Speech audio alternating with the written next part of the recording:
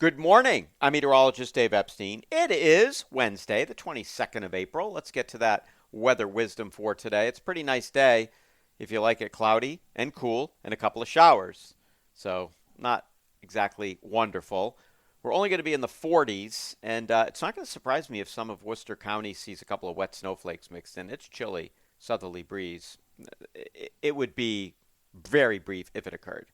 Any showers come to an end tonight. Temperatures down near 40. Tomorrow, we'll see mostly sunny skies. There could be a pop up shower as a weak upper level system moves through, temperature near 60. And then Friday and Saturday are very similar days, mid 50s. Let's go 56, 57, something like that.